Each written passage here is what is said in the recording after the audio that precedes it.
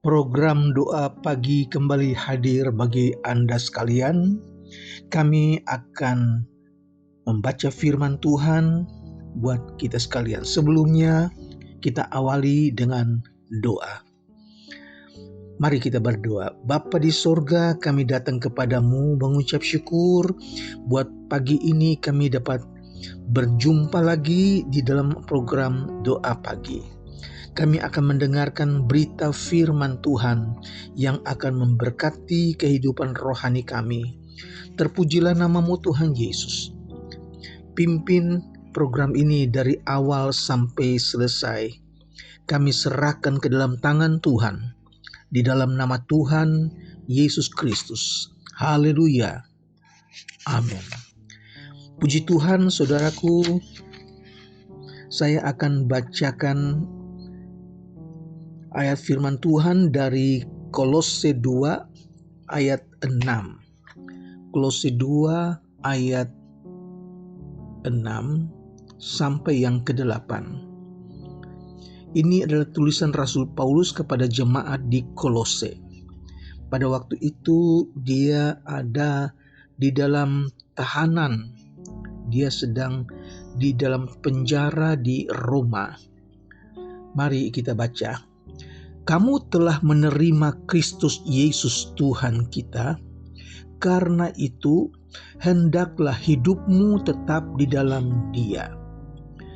Hendaklah kamu berakar di dalam Dia dan dibangun di atas Dia.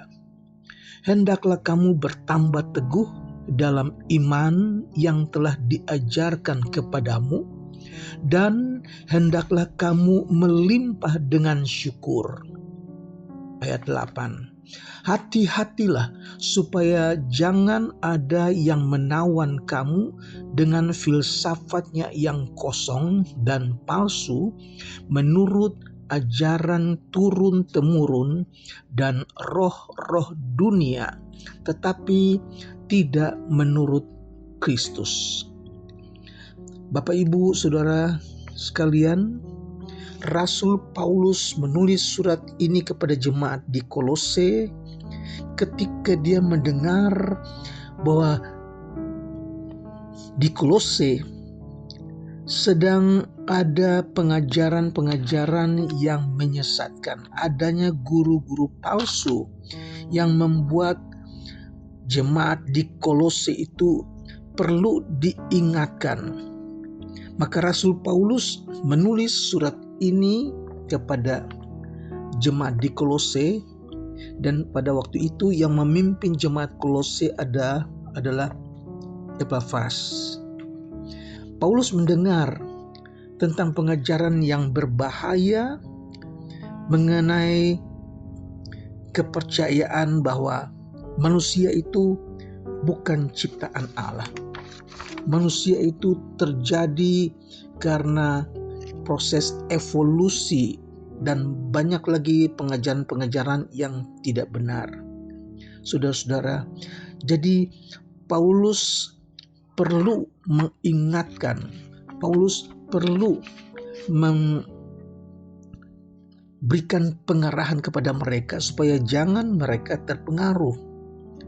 Paulus katakan kepada mereka, kamu telah menerima Kristus Yesus Tuhan kita. Karena itu, hendaklah kamu tetap di dalam Dia. Berakar di dalam Dia. Dibangun di atas Dia. Bertambah teguh dalam iman. Dan hendaklah hatimu penuh melimpah dengan ucapan syukur.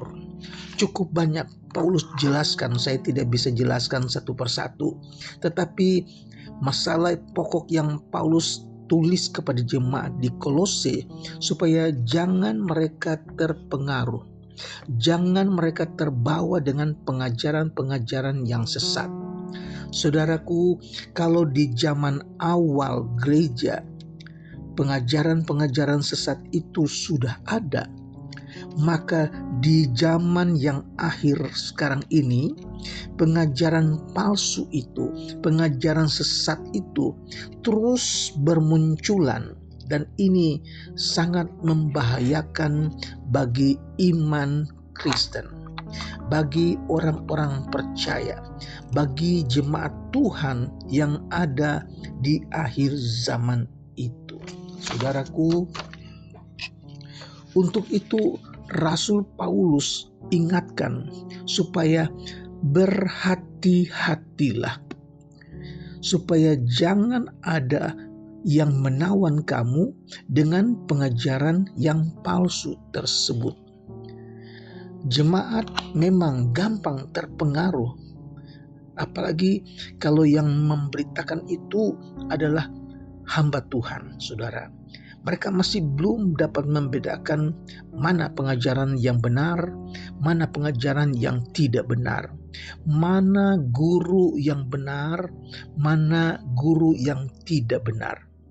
Saudara, di dalam 2 Tesalonika pasal 2 ayat 3 dan 4, Paulus ingatkan lagi, janganlah kamu memberi dirimu disesatkan orang dengan cara yang bagaimanapun juga.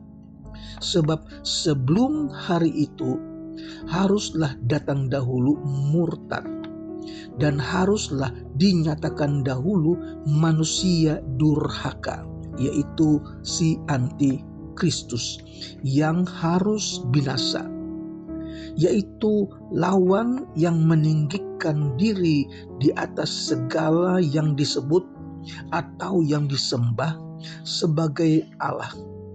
Bahkan ia duduk di bait Allah dan mau menyatakan diri sebagai Allah.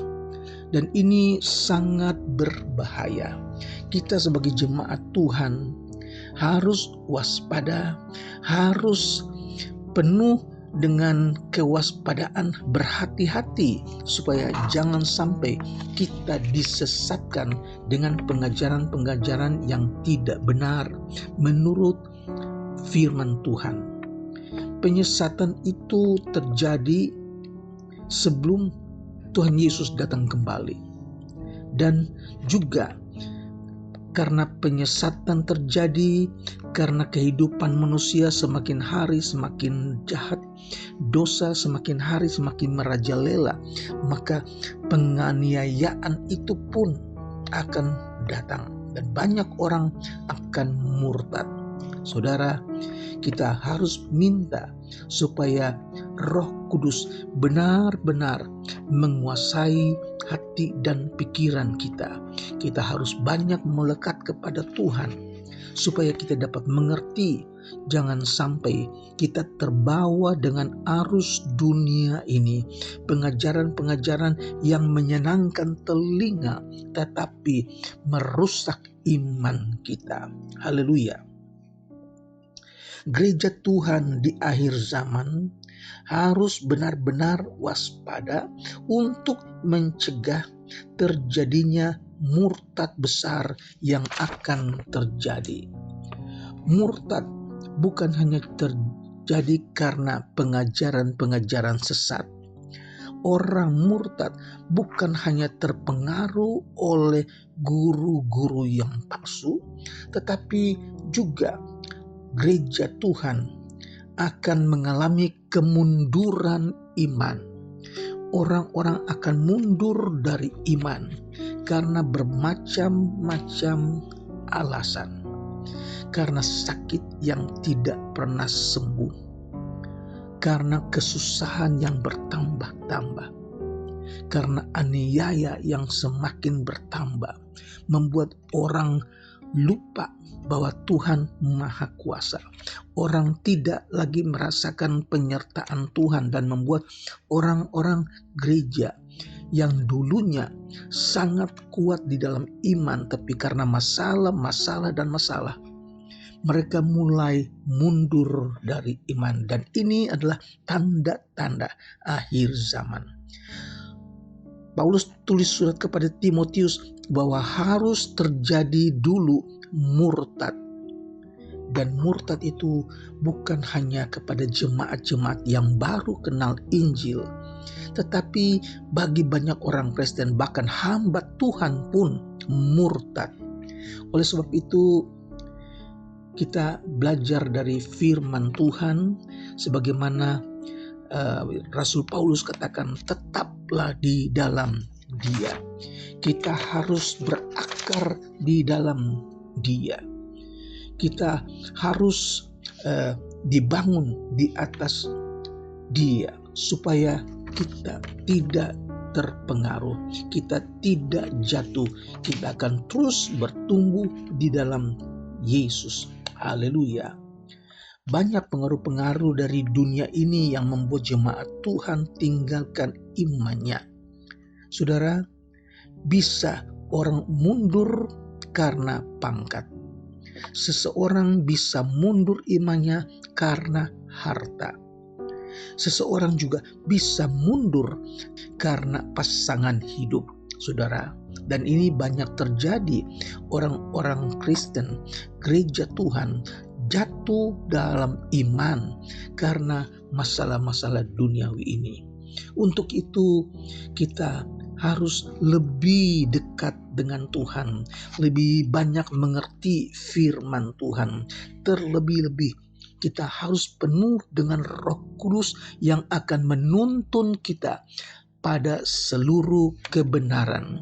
Roh Kudus itu yang akan membentengi kita, melindungi kita, supaya kita tetap ada di jalur, ada di jalan kebenaran, yaitu firman Allah. Tuhan kiranya memberkati kita.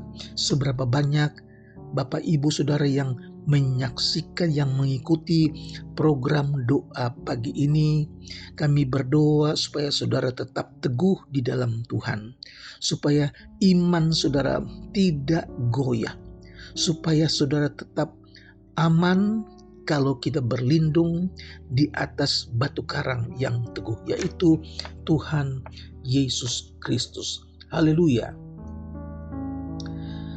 Tuhan memberkati kita sekalian. Biar kita mempunyai kemauan yang keras untuk tetap berkata, sekali Yesus, tetap Yesus. Tuhan Yesus memberkati. Mari kita berdoa. Bapa yang kami panggil dalam nama Tuhan Yesus Kristus, mengucap syukur kami diberkati lagi dengan firman Tuhan. Kami berdoa Tuhan, kiranya Roh Kudus senantiasa melindungi kami mau tetap berjalan di dalam kebenaran firman Tuhan. Memberkati semua yang mengikuti program doa pagi ini ya Tuhan. Tambahkan iman percaya kami, tambahkan sukacita kami. Berikan kami sukacita di dalam melayani Tuhan. Terima kasih Tuhan, berkati keluarga-keluarga Kristen, mereka yang mengandalkan Tuhan. Tuhan berkati mereka dengan sukacita, damai sejahtera. Bahkan saudara-saudara kita yang masih dalam mencari pekerjaan, Tuhan kiranya buka jalan. Biar mereka dapat menikmati kemurahan Tuhan. Mereka dapat katakan, Yesus yang kami sembah adalah Yesus yang hidup. Terpujilah namamu Tuhan. Kami berdoa buat saudara-saudara kami yang sakit, baik yang dirawat di rumah sakit, mereka yang sedang beristirahat di rumah. Tuhan, kiranya Engkau datang, Engkau sembuhkan mereka. Di dalam nama Yesus kami berdoa. Terpujilah namamu Tuhan, mereka yang dalam pergumulan yang berat, mereka yang sedang dalam kesusahan, Tuhan hiburkan mereka, angkat tanggungan mereka, biar apa yang mereka alami itu semua berobat karena campur tangan Tuhan. Terpujilah namamu Yesus, kami serahkan hidup kami hari ini ke dalam tangan Tuhan. Tuhan pimpin, Tuhan berkati. Terpujilah namamu Yesus, kekal selama-lamanya. Haleluya. Amin.